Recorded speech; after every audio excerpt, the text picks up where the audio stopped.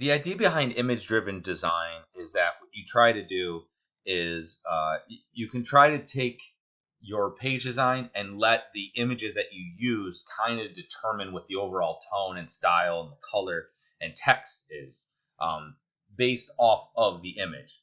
So when you do use images, it's a good idea to try and make sure that they are similar to each other. A really common theme that you'll often will see is that people will just saturate the images, or they'll have a similar quality between one image and another one. Like they'll both have like background white elements, or they'll have the same color scheme, or they'll be tinted in a certain way, or they'll have a gradation over it, things like that, in order to make them more cohesive.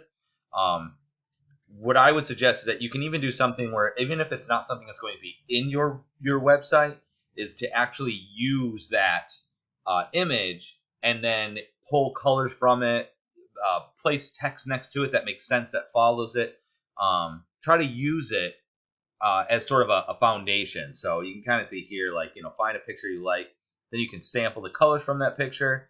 Then what you can do is you can use the colors for your text and stuff. So you can see like this is naturally cohesive because I use the color in the image in the text. And you would also do that to make sure that you match. Okay, that you match the image. So like this was obviously supposed to be much more orange and stuff, but instead what I did is I tinted it towards this picture itself a little bit better.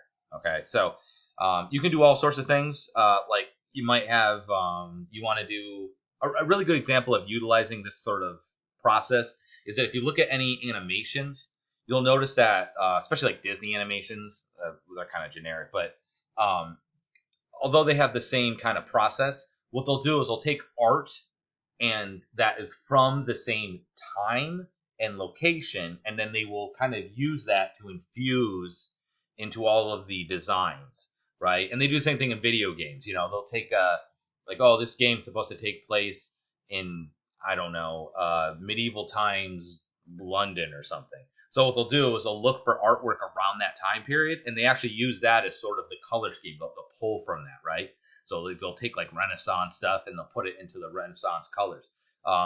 So you can kind of do the same idea here. So it could be something as simple as like, I really like this blouse, and then you would utilize that.